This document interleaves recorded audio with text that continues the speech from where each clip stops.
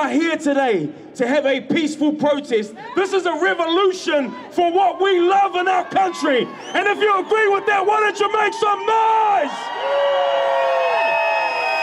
Right. Cheers from around 2,000 people who travelled all across the country to join the crowd. Their reasons for joining the protest were very mixed. Some were there to protest last year's vaccine mandates, co-governance, climate change and transgender rights.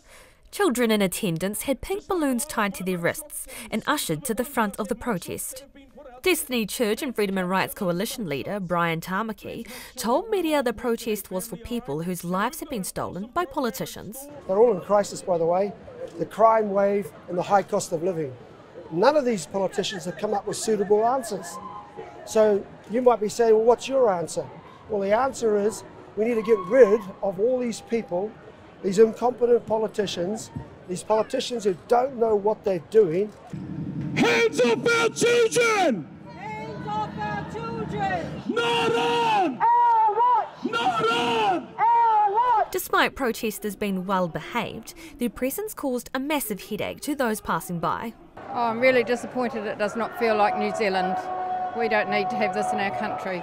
We've got a lot of freedoms. What more do they want? They should get back to work. Slightly concerned if they start occupying Parliament again or...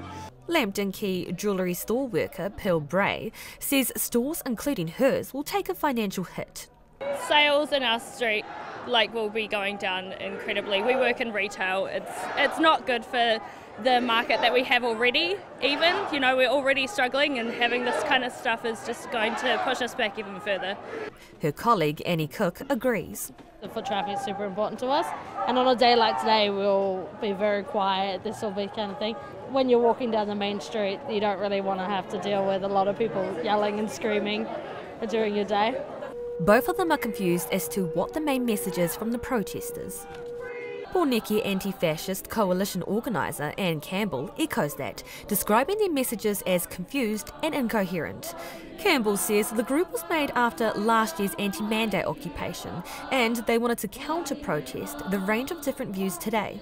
The Freedom and Rights Coalition is cut from the same cloth, and we're just here to kind of make it clear that the far-right presence is not welcome in the city, that not everyone shares their conspiracist views, and yeah, just to kind of offer a kaupapa of peace. As they marched onto Parliament's front lawn, there were 100 officers present, along with the return of concrete bollards.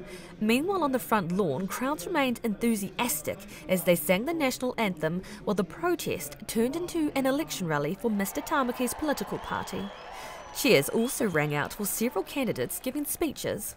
Although this protest brings back memories to last year's anti-mandate protest, the difference here is that no tents have been erected on the front lawn, nor are there any cars surrounding Parliament. Police described this protest as uneventful, but will remain at Parliament overnight while people leave the city.